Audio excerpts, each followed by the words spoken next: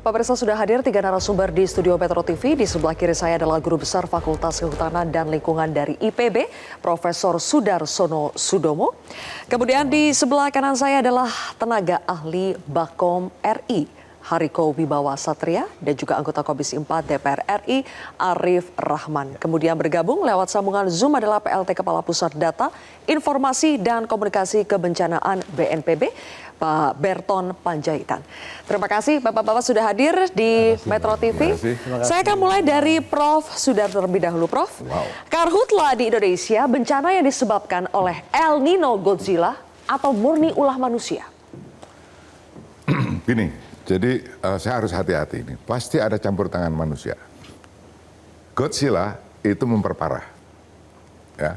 Jadi setiap tahun di musim kemarau pasti ada kebakaran hutan, lahan. Hanya Godzilla ini itu memperparah dari kebakaran itu. Nah, sebenarnya Godzilla ini kan sudah bukan tamu yang mendadak datang, kan sudah lama ini sebetulnya. Sudah lama, tahun ini kita akan kedatangan El Nino skala besar, Godzilla. Oke, kita BMKG sudah, terus setelah menerima informasi itu, apa yang kita sudah lakukan? Apa persiapan-persiapan kita? Saya nggak melihat tuh, kalau itu ada persiapan, pasti kebakaran tahun ini lebih hebat. Saya buktikan, saya sudah menuliskan itu, saya lupa ini di mana. Kebakaran hutan dan lahan tahun ini pasti lebih hebat, hati-hati. Sudah bisa diprediksi? Sudah bisa diprediksi. Masalahnya sekarang, lagi-lagi seperti kasus banjir itu. Dulu, BMKG sudah mengumumkan, ini akan ada badai apa itulah, lupa saya namanya. Sudah beberapa bulan sebelumnya. Terus apa persiapan kita? Ya. Kaget lagi. Sudah bisa diprediksi tapi tidak diantisipasi. Tetap kaget kita. Tetap kaget ya. Artinya memang tidak diantisipasi, sengaja. Ada buktinya bahwa antisipasinya itu terlambat. Ya.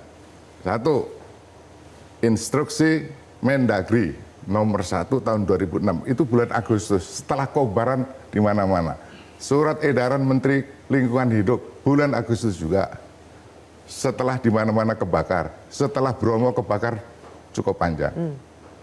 Jadi ya memang selalu kayak begitu kita. Selalu kayak begitu. Lagi-lagi kita tidak belajar dari kesalahan gitu. Itulah yang terjadi. Sekarang coba kita cek dulu bagaimana keadaan di lapangan. Sudah ada Pak Berton yang terus memantau bagaimana kondisi hotspot atau sampai hari ini. Pak Berton, bagaimana sebetulnya kondisi penanganan karhutla di sejumlah wilayah di Indonesia, terutama di Kalimantan dan Sumatera, Pak? Ya, selamat malam. Di Kalimantan, data per hari ini memang kami peroleh bertambah hotspot.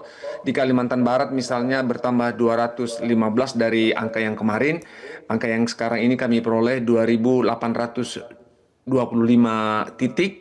Sedangkan di Kalimantan Tengah itu ada bertambah 1.837 hotspot, yang artinya bisa menjadi 3.947 titik.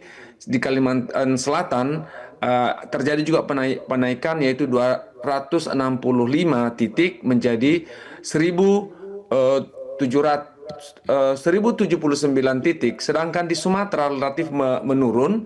Di Sumatera Selatan itu turun 263 titik, yaitu menjadi 1.175 titik. Di Riau itu ada 157 titik yang turun menjadi 68 titik. Sedangkan di Jambi itu ada 92 titik turun menjadi 42 titik hotspot. Ini mungkin yang bisa kami sampaikan, Mbak Zelzi. Oke. Pak Berton, di sebagian tempat turun tapi di sebagian tempat lainnya naik dan bahkan signifikan. Kenapa, Pak? Ya, ini mungkin bukan karena upaya kita yang tidak maksimum, optimal, tapi memang kalau di Kalimantan itu memang kekeringan. Dan di Kalimantan Barat sebenarnya kita sudah melakukan OMC, tapi di bagian yang turun hujan berhasil itu di bagian Kalimantan Barat, bagian timur. Sedangkan di Sumatera, Sumatera Selatan dan Riau kita adakan OMC juga berhasil untuk menurunkan hujan. Jadi ini mungkin beberapa bagian seperti yang Profesor katakan tadi, ini memang sudah kering ya. Jadi vegetasinya juga kering, situasinya juga atmosfernya juga kering, vegetasi kering. Ini yang menyebabkan gampang untuk terbakar, tersulut dan menyebar. Download Metro TV Extend sekarang.